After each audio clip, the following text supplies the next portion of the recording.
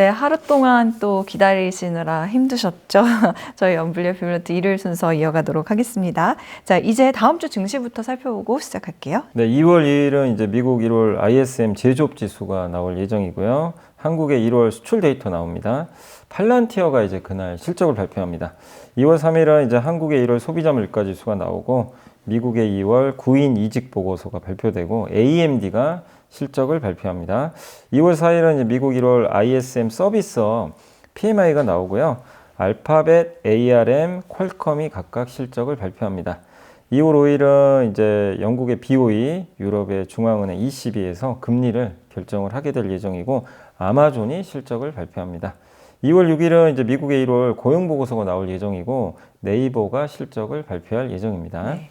어저께 코스닥에 포모가 왔던 한 주다라고 지난주를 좀 정의를 내려주셨는데 진짜 이 정부가 코스닥을 싹 3천이라는 숫자를 제시한 이후에는 코스닥에도 질주가 이어지고 있거든요.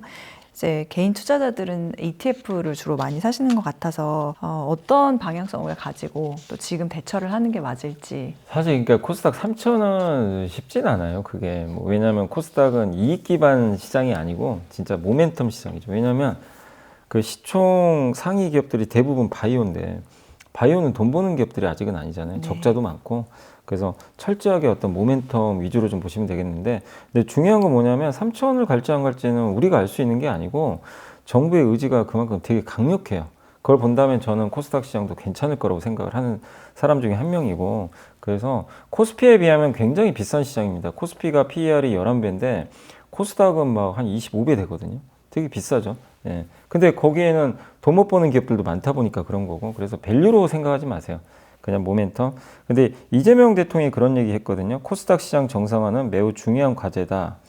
우량주들, 전망 있는 혁신 기업들, 벤처 기업들 이런 데가 인정받아야 되는데 수십 년 동안 몇십 원짜리 주식들이 대부분이고 이런 상황에선 코스닥 시장 전체에 대한 신뢰가 많이 떨어질 수밖에 없다. 그래서 그걸 좀 바꾸려고 근본적인 대책을 좀 만들고 있다. 이런 좀 얘기를 했어요. 그래서 코스닥의 질을 높이겠다는 거예요. 그래서 퇴출시킬 기업들은 아마 과감히 퇴출시켜 버릴 거고 여기에 좀 벤처 기업들 중에 비상장 기업들 많죠. 굉장히 우량한 그런 기업들을 상장시키려고 하는 것 같아요.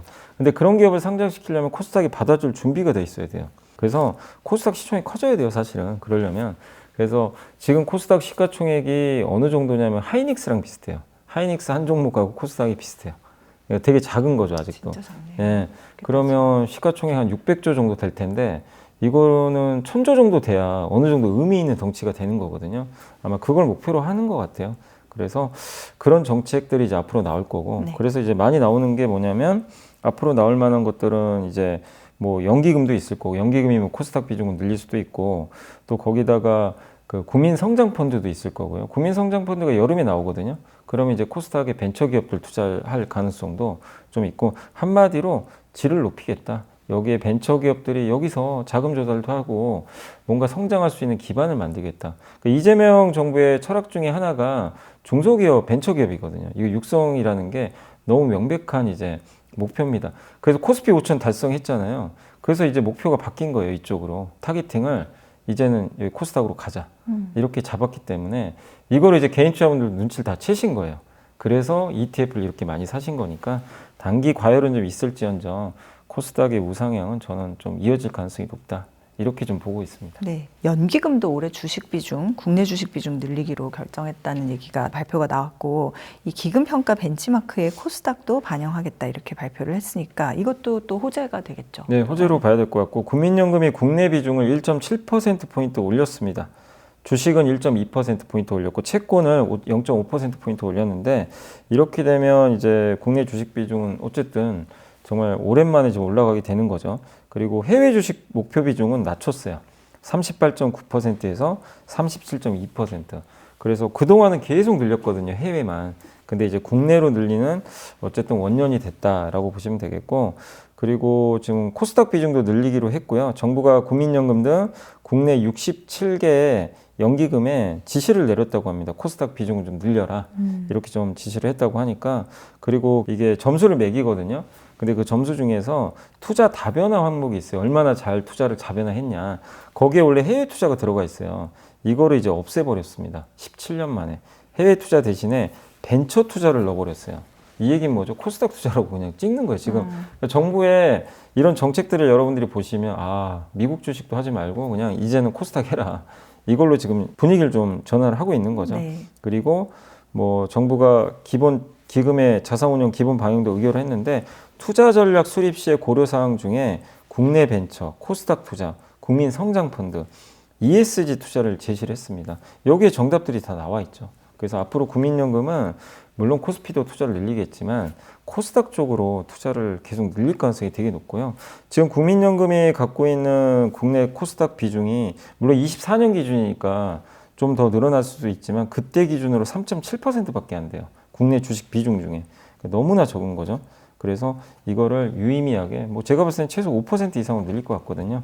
그래서 연기금의 수요도 앞으로 들어올 수가 있어요. 올해 어느 시점에서. 그래서 이런 이제 국민연금의 변화, 국내 주식 비중 확대, 특히 코스닥 확대, 네. 이거는 확실히 시장이 어디로 돈이 쏠리는지를 우리가 명확하게 알 수 있고, 그리고 국내로 이렇게 비중은 돌리면 환율은 긍정적이겠죠. 해외보다 국내로 하는 거니까. 그래서 원달러 환율 하락에도 좀 긍정적으로 작용을 할 것 같습니다. 네. 어제 말씀은 나왔는데 저희가 다뤄보지는 못했던 소위 그 트럼프 대통령의 갑작스러운 뒤통수 네. 때리기 25% 인상한다고 발표를 했다가 조금 뭐 합의 여지를 이제 두기는 했는데, 근데도 여기서 봐야 되는 거는 타격을 받나 싶었는데 아니었어요. 네. 현대차. 그날 이제 아침에 이제 요거 나오고 그냥 급락했거든요, 한번. 근데 오히려 그 후에는 주가도 오히려 올라서 실적 발표하고는 오히려 급등하는 모습까지 나왔는데, 시장이 트럼프의 정책을 이제 다 눈치채고 있어요. 흔히 타코라 그러죠. 네. 일단 때려놓고 시장이 발작하는 것 같으면 도망가고. 그래서 이번에도 그러지 않겠냐. 근데 참 억울한 게 왜 현대차만 갖고 이러냐 이거죠. 자꾸 현대차가 어쨌든 이제 매수의 기회를 주는 건가요? 기회를 주는 건데. 투자자들한테. 그러니까 무슨 볼모로 잡혀 있는 것 같아요. 예. 그래서 단골 메뉴로 올라와요. 트럼프가 뭐 때리면 자동차 때리고. 예. 그래서 어쨌든 좋은 건 아닙니다. 관세가 15에서 25로 그렇죠. 올라가면 현대차 그룹은 전체 비용이 4.16조 원이 증가하게 돼요. 그래서 이번 실적에도 좀 안 좋게 나온 부분도 그런 부분도 있는데 어쨌든 안 좋죠. 예, 안 좋지만 이번에 주가 오른 거는 실적으로 올라간 게 아니잖아요. 로봇으로 올라갔고, 로봇에 대한 기대감, 자율주행 기대감은 아직 살아있고요. 그렇기 때문에 너무 이 트럼프의 관세에 대해서 부담스러워 하실 필요는 저는 없다. 그리고 정부가 2월에, 그러니까 트럼프에게 압박하는 건요, 빨리 국회에서 비준하라는 거예요. 왜 이렇게 느리냐. 근데 우리는 2월에 임시국회 열 거라고 하더라고요. 거기서 할 것 같아요. 그래서 너무 늦게 하는 건 아닌데, 이제 우리만 가지고 좀 그러는 게 좀 억울할 수는 있어요. 왜냐하면 유럽도 아직 비준 안 했거든요. 근데 왜 한국만 가지고 이렇게 물어뜨리냐면, 이 트럼프는 지금 계속 국면전을 하고 싶어 해요. 왜냐하면 지지율이 많이 떨어지고 있어요. 그래서 압박하는 거죠. 이런 걸 통해서 자기 지지율을 좀 끌어올리기 위한 하나의 수단으로 좀 보고 있는 것 같습니다. 어쨌든 관세는 다시 15%가 될 가능성이 뭐 시장에선 대부분 그렇게 될 걸로 다들 전망을 하고 있으니까 너무 우려할 필요는 없을 것 같고, 이번에 실적 발표는 실망스러웠습니다. 되게 4분기는 안 좋았는데 그럼에도 주가 올라갔던 건 지금 현대차를 바라보는 기준은 이제 실적보다는 피지컬 AI로 보고 있잖아요. 로봇으로. 그래서 그 기대감 살아있고, 이제 주목하실 것은 로봇은 한번 이벤트가 좀 어느 정도 끝났고요. 이제 그 다음에 나올 게 자율주행이에요. 자율주행 기술을 좀 한번 보여줘야 돼요. 그게 나온 다음에 한 단계 더 레벨업 할 수 있다. 그래서 저는 현대차에 대해서도 저도 역시 뭐 아직까지는 좀 긍정적으로 바라보고 있습니다. 네, 삼성전자가 엔비디아의 HBM4를 제일 먼저 승인받았다, 이런 보도 있었는데, 그러면은 요즘 이제 SK 하이닉스냐 삼전이냐 어디가 더 올라갈 거냐 막 이렇게 보는 의견들 어떤 쪽에? 사실 별 의미가 없는 것 같아요. 둘 다 잘 가는 것 같아요. 계속 오르잖아요. 둘 다. 그냥 차이만 있죠. 그러니까 삼성전자도 벌써 지금 16만 원이죠. 하이닉스 이제 100만 원 거의 앞두고 있습니다. 지금 맞아요. 90만 원까지 왔으니까.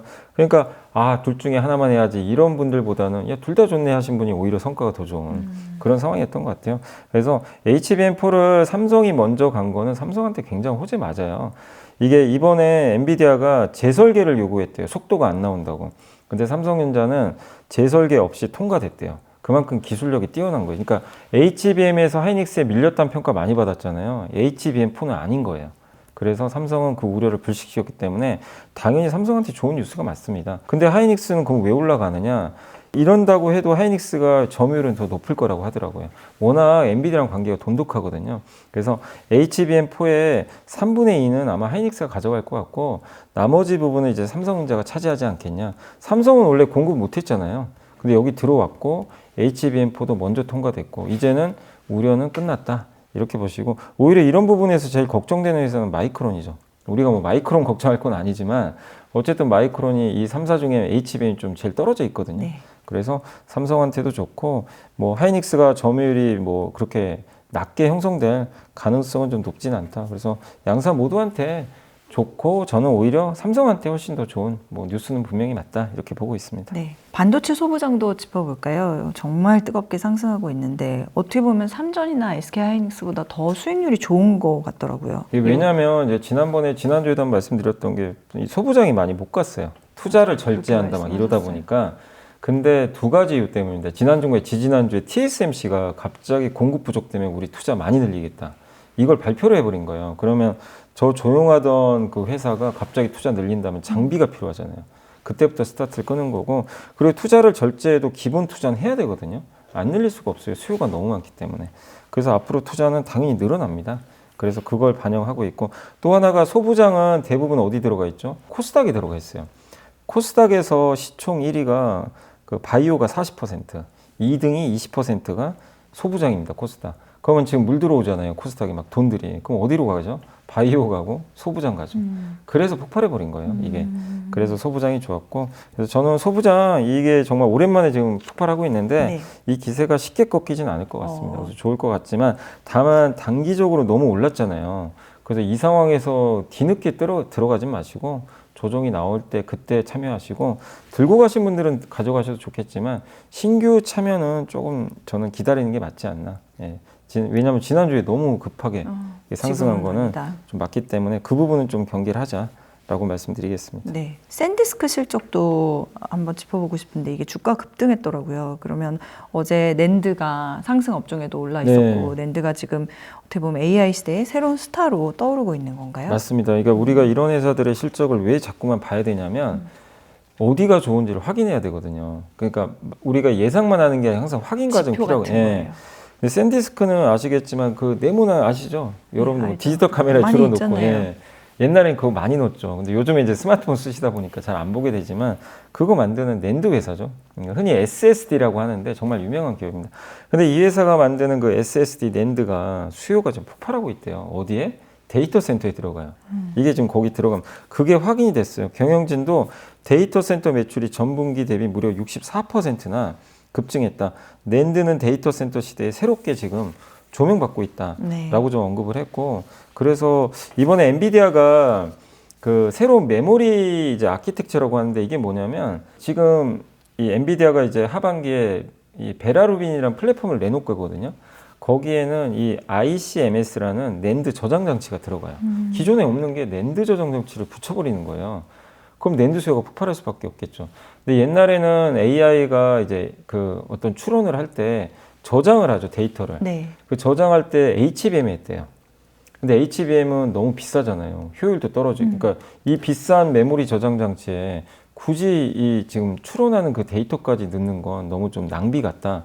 그래서 젠슨항이 이제 이걸 만들었던 이유는 이런 데이터는 따로 낸드에 넣어버리자 그냥. 그래서 낸드 장치를 이제 붙인 게 이제 올해 하반기에 나오거든요. 이 수요가 만만치가 않대요. 근데 어쨌든 이 새로운 수요에다가 기존의 AI 데이터 센터에 들어가는 SSD 수요까지 지금 겹치니까 수요가 폭발할 수밖에 없고, 실제 하이닉스 이번에 실적에도 낸드가 깜짝 실적이 나온 거예요. 이제 그것도 샌디스크 이번 실적에서도 그게 증명이 된 거죠. 그래서 우리는 D램은 놀랍지는 않아요. 왜냐하면 D램은 다 좋을 거 알고 있었어요. 근데 낸드는 이렇게 좋을 줄 몰랐던 거예요. 그래서 시장 예상을 초월하는 낸드 성장률이 지금 나오고 있기 때문에 정말 놀라울 정도의 성장이 나온다. 그래서 낸드 관련주, 특히 삼성은 뭐 전 세계 낸드 1등 업체거든요. 그래서 그런 부분에서 삼성도 긍정적이고, 물론 하이닉스도 좋고, 거기에 낸드 관련된 그 장비 회사나 소부장 기업들도 당분간은 좀 좋을 수 있다. 그래서 이번 실적 발표에서 저도 제일 놀랐던 건, 아, 낸드가 이제는 진짜 부활했고 주인공이 될 수도 있겠구나. 그걸 좀 다시 한번 느낀 실적 발표였습니다. 낸드의 부활과 주인공. 알겠습니다. 메모리 반도체 가격 급등. 이거는 결국 미국 물가 소비에는 부담을 줄 거다. 뭐 이런 우려도 있던데, 메모리 가격 상승이 실제 실물 경제에 영향을 주게 될까요? 그거는 아니라는 게 결론입니다. 그래서 이걸 써주신 분이 이제 신한투자에서 이제 보고서가 한번 나왔는데, 그걸 말씀드리면 좀 우려되잖아요. 막 이것 때문에 또 PC 가격 오르고 막 이러면은 소비재 가격 오르는 거 아니냐 이런 좀 우려감이 있는데 이걸 이제 우리가 보통 IT 장비 영역으로 좀 나누는데 IT 장비와 관련된 PC 및 주변기기 항목의 가중치가 소비자 물가 결정하는 것 중에 0.262%밖에 안 된대요. 거의 없는 거고요. 주거비가 제일 크거든요. 주거비는 얼마냐면 35.5%예요. 그러니까 비교가 안 돼요. 그래서 여기가 아무리 가격이 오른다고 해도 그래서 여기서 PC 가격이 50% 오른다고 그냥 가정을 한대요. 극단적 가정하면 소비자 물가는 0.13%포인트 정도 오르는데 그치니까 영향은 굉장히 제한적이다. 그래서 메모리 가격 때문에 소비가 위축되고 소비자 물가 오르고 이렇게 가정하는 거는 굉장히 설득력이 떨어진다. 이렇게 좀 언급을 했습니다. 그래서 이 부분은 물론 이제 PC나 가전제품 만들거나 뭐 스마트폰 만드는 기업들한테는 당연히 좀 약간 부담되죠. 원가는 올라가지만 이걸 가지고 너무 확대 해석은 하지 말자. 이것 때문에 소비가 줄고 소비자 물가 올라서 금리 인상까지 가는 거 아니냐. 이런 가정은 너무 극단적이고 가능성도 거의 없기 때문에 그 부분은 우려하지 마시라는 좀 내용이고 요 내용은 이제 신한투자증권의 그 오한비 연구원님이 그 좀 써주신 자료에 있으니까 한번 참고를 해주시면 좋을 것 같습니다. 네. 자, 중국에는 춘절이라는 게 있잖아요. 곧 우리도 뭐 설이고 그 춘절이 기대감이 있어서인지 내수주가 조금 회복되고 있다라고 하는데 호텔, 카지노, 화장품, 내수주 관심 어때요? 우리가 지금 이제 주도주는 분명히 반도체랑 거기 로봇주들인데 너무 거기만 쏠릴 필요는 없어요. 포트폴리오 왜냐하면 반도체도 영원히 가는 게 아니죠. 엔비디아 또 실적 발표까지는 약간 이제 재료가 좀 약간 소진돼요. 실적 발표 뭐 하이닉스도 끝났으니까 그럼 만약에 반도체가 좀 쉴 때 뭐가 갈 거냐? 그럼 반대급부로 저는 수출주보다는 내수주가 움직일 수 있고 모멘텀이 뭐냐면 이제 춘절 연휴가 얼마 안 남았죠. 그래서 다음 달인데 중국인들한테 설문조사 했더니 선호 여행 도시가 도쿄가 아니라 이제 서울이에요? 1위가 서울로 바뀌었어요. 오. 이제 안 갑니다. 일본을 왜? 한일령 때문에 그렇죠. 가기가 어렵죠. 그럼 한국으로 더 많이 오겠죠. 가뜩이나 환율 때문에 외국인이 많이 오는데 중국인까지 오면은 호텔은 더 부족해지겠죠. 그래서 호텔, 카지노, 화장품 이런 좀 내수주들 저는 괜찮게 보고 있고 약간 포트폴리오 다변화 측면에선 한번 이쪽도 고민해 볼 필요는 있지 않나. 그래서 반도체가 쉴 때 좀 움직일 것 같아요. 이제 서로 좀 약간 반대로 가기 때문에 그래서 그런 측면에서 관심을 가져보시고 또 요즘에 워낙 이렇게 주식시장, 부동산 시장이 좋으면 흔히 우리가 부의 효과라고 그러죠. 내 자산이 올라가면 왠지 사고 소비가 좀 싶잖아요. 늘어나요. 예, 맞아요. 소비가 늘어요, 실제. 예, 약간 간접적으로 느는 효과가 있어서 내수주 관심도 좀 필요할 것 같습니다. 네. 자, 이번 주에 보고서 또 염이사님께서 어떤 보고서를 일요일 순서로는 선정해 주셨을까요? 네, 요게 이제 싱가포르 방문기 해외 투자들이 바라보는 한국 증시 KB증권의 이은택 형이 쓰셨는데 저는 이 보고서를 보고 제가 외국인에 대해서 저도 너무 외국인을 너무 높게 생각했구나. 높게. 네, 저도 이제 무슨 말씀이에요? 다시 생각이 됐어요. 외국인을 너무 평가 절상할 필요가 없습니다. 그냥 다 똑같아요. 외국인이나 개인 투자분들이나 다 똑같은 투자자들이에요. 그들도 폼을 느낀대요. 그러니까 무슨 얘기냐면 외국인들이 이렇게 증시 급등할 때 한참 막 오를 때 주식을 그때 기억하시겠죠. 뭐 11월에 뭐 판 적도 있잖아요. 엄청 팔기도 하고 생각보다 그렇게 많이 안 샀거든요. 근데 그들도 한국 증시에 되게 관심이 많은데 이 고민을 한대요. 이렇게 올라도 되나? 우리가 여기서 사도 돼? 이게 똑같은 생각을 네. 한대. 이렇게 오르다 보니까 전대미문의 상황이니까. 예, 이거 이제 그들도 공포를 느끼는 거예요. 근데 이걸 진짜 여기서 따라 잡아야 되나? 그러니까 타이밍 잡기가 너무 어렵대요. 네, 네. 외국인들도. 근데 우리는 그런 생각 안 하잖아요. 외국인들은 뭔가 좀 잘할 것 같고 약간 고정관념인데 그걸 깰 필요는 있는 것 같습니다. 그래서 어쨌든 외국인들도 지금 이번에 싱가포르 가서 방문해서 만나본 결과는 그들도 되게 고민하는 것 같다. 이 타이밍이 너무 좀 가파르게 오르다 보니까 그런 얘기를 했고 여기 여담이라고 또 적혀 있는데 이 얘기를 해주셨어요. 그러니까 그 수급하고 유동성 분석 같은 거 하잖아요. 뭐 외국인이 얼마 샀니, 기관이 이게 사실은 분석 전망에는 별 도움이 안 된대요. 그런 분석 해봐야. 저희 아니, 그러니까 여기 쓰는 겁니다. 네, 근데 이거를 개인들도 되게 좋아하시잖아요. 네, 뭐 저 예, 보고 좋아요. 눈치. 근데 이분 의견이에요, 그거는. 어. 별 도움은 자기가 해본 결과 저 맨날 본인도 지금 그랬대요, 옛날에. 주니어 애널리스트 시절에 그런 분석 따라하는 해봤더니 거 했는데 했는데 별로 도움이 안 됐대요. 아. 나중에 지나놓고 보니까. 벤치마크 대상이 아니다. 예, 왜냐하면 누군가 사면 누군가 팔아요. 매수 매도 금액은 정확히 일치하고 이걸 어쨌든 그런 걸 보면 외국인이 무조건 많이 산다고 꼭 올라가는 것도 아니고 네. 개인이 많이 사면 뭐 이거 안 좋은 거 아니냐 이런 우리 고정관념이 있는데 꼭 그렇지도 않다고 보는 것 같아요. 그게 100% 맞지도 않아요, 사실은. 예. 그렇기 때문에 너무 거기에 그러니까 이분 의견은 그걸 폄하하는 게 아니라 그거를 기준점으로 삼아서 하지 말아라. 내가 판단해야 되는데. 네, 그러니까 사실. 절대적인 건 아니다. 이렇게 보시면 되겠고 그치. 그리고 지금 이게 주가가 올라가는 건 되게 명확하대요. 매도하려는 사람은 별로 없는데 이걸 자금을 집행하려는 사람이 많아지면 당연히 급등한대요. 그렇죠. 수요가 많은 거니까. 지금 주식을 쉽게 팔려고 안 하셨잖아요. 그렇죠. 개인 투자분들 어떻게든 주식 사고 싶어 하는데 코스닥에 돈이 막 물밀듯이 들어와요. 그러니까 급등하는 거예요. 그럼 그거 그대로 받아들여야지.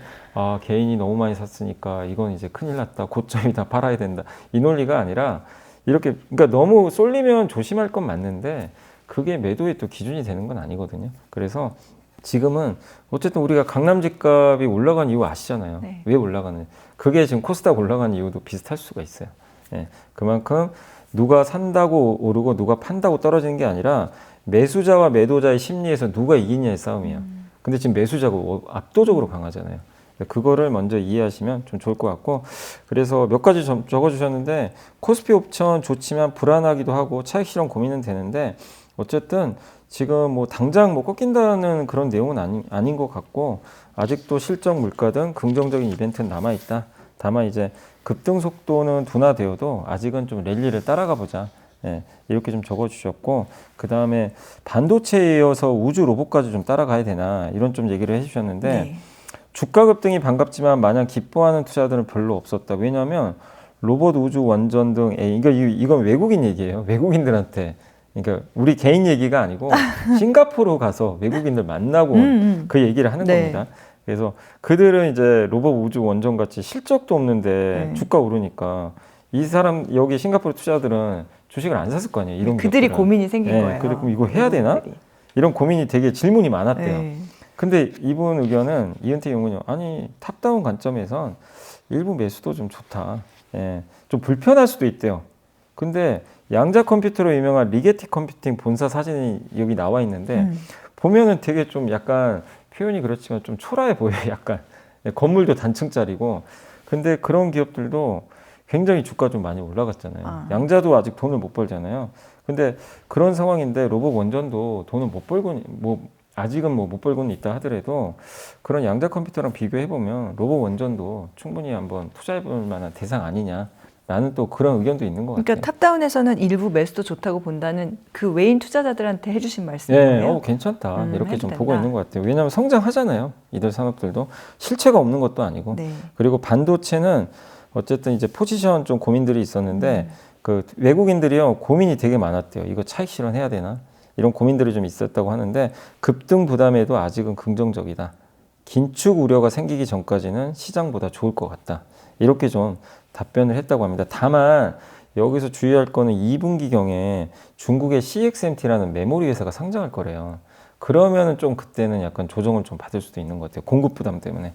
그래서 그런 부분에 있어서는 2분기에는 좀 약간 고민은 필요하지만 아직은 뭐 급하게 정리할 건 아니다 라는 내용입니다. 그래서 외국인들의 고민 그들도 똑같이 지금 코스피 5천 가고 반도체 자꾸 오르고 원전 이런 테마주들 자꾸 오르는데 사야 되나 팔아야 되나 고민이 있는데 아직은 뭐 너무 급하게 뭐 팔거나 그럴 시점은 좀 아닌 것 같고 다만 2분기는 조금 약간 조심하자는 그런 좀 뉘앙스였던 것 같습니다. 여기서 바라볼 수 있는 거는 외국인이라고 해서 너무 쫄지 말자. 우리보다 뭐 이렇게 잘나서 뭐 그들이라고 해서 대단한 그런 거 거 아니에요. 아니다. 다 똑같이 공포를 느끼고 네. 이렇게 사람이다. 올라가면 이거 따라가야 되나 참아야 되나 뭐 매 순간 고민한대요.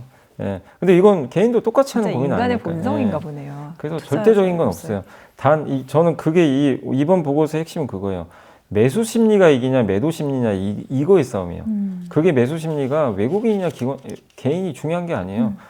그 매수 심리가 월등히 강하면 그냥 주가 급등하는 가능하고. 거고. 예. 어차피 그걸 유동성이 네, 뒷받침이 맞습니다. 되니까. 그걸 좀 염두에 두시면 좋을 네. 것 같습니다. 염려 마세요. 저희 그래도 항상 토요일에 외국인 기관 개인 투자자 매수세는 항상 짚어보도록 하겠습니다. 자, 이렇게 마무리를 좀 지어보고 싶은데 아까 이사님께서도 강남 집값 왜 오른지 알지 않냐 이런 얘기를 해주셨거든요. 그 진짜 예전에는 집을 가진 자와 못 가진 자, 그것도 좋은 입지에 이렇게 됐는데 요즘에는 또 이게 SK하이닉스나 삼전 반도체에 투자한 사람과 그렇지 못한 사람으로 이게 갈리면서 뭐 포모와 양극화가 심해지는 느낌을 받거든요. 이럴 때 이거는 어떤 자세로 진짜 안 가지신 분들은 포모가 아니라 되게 소외감을 많이 느끼시더라고요. 근데 이렇게 또 말씀도 드리고 싶어요. 강남 아파트를 옛날에 사신 분도 있고, 그죠? 또 삼성전자 작년 5만 원에, 이맘때 5만 원 했거든요. 그 삼성전자 산다고 욕 먹잖아요. 막 그때는 뭐 왜 사냐, 그런 거 왜 사냐, 회사 망할 수도 있다. 근데 그런 위험을 감수하고 투자하셔서 좀 수익 내신 거예요. 그분들은 잘하신 거예요. 박수 쳐줘야죠. 정당한 거잖아요. 본인이 리스크를 짊어진 거잖아요. 만약에 삼성전자 반토막 날 수도 있는 상황인데 만약에 안 좋았으면, 근데 그걸 감수하고도 또 뛰어드셔서, 네. 근데 그러면 그거는 본인이 잘한 거 아닌가요? 저는 그거에 대해서는 당연히 뭐라고 할 수도 없는 거고 되게 좋은 선택이었다. 예, 이렇게 보는 거고. 근데 이제 분명히 또 주저하신 분들도 있어요. 아, 이게 내가 주식을 하긴 해야 되는데 삼성전자 빠질 것도 같고 너무 신중하다 보니. 예, 너무 신중하다 보니 그런 분들은 안타깝지만 늦어버렸죠 지금. 또는 자금 예. 여력이 없어서. 예, 뭐 그런 분들도 있고 여러 사정들이 있어서 뭘 딱 특정지어서 얘기하기는 너무 어려운 것 같은데 어쨌든 자산 투자를 안 할 수는 없는 세상은 맞아요. 지금은 뭐라도 하긴 하셔야 되는데 다만 이거죠. 남들 다 하니까 따라하는 건 의미가 없는 거예요. 그래서 지금이라도 지금도 안 늦었어요. 분석하시고 공부를 하시고 준비한 다음에 지금도 안 늦었다. 적절한 시점에서 투자를 하시면 됩니다. 주식시장 앞으로도 100만 년 열릴 거예요. 계속 여러분이 나중에 사망하셔도 계속 열리는 게 주식시장입니다. 시간이 그만큼 많아요. 많으니까 오늘만 기회는 아니니까 제일 우려되는 건 아무 준비 없는데 남들 사서 같이 사는 거예요. 그건 절대 하시면 안 되고 조금 기다렸다가 공부 좀 하시고 좀 기업들 되게 많아요. 또 찾아보시면 적절한 기업들 많으니까 자산으로 바꾸시긴 하셔야 됩니다. 하는데 어떤 걸 선택할지 그 준비가 안 됐는데 무턱대고는 하지 말자. 저는 그 말씀을 드리고 싶습니다. 네, 준비가 안 됐는데 무턱대고는 하지 말자. 그렇지만 앞으로도 100년간 뭐 그 이후로도 쭉 열릴 거기 때문에 준비를 하는 거는 의미가 있다. 네, 자 이렇게 해서 연불리의 비밀노트의 또 존재 이유를 다시 한번 확인시켜 주신 걸로 보고 저희는 앞으로도 더 열심히 해보도록 하겠습니다. 오늘도 감사드립니다, 네, 이사님. 감사합니다.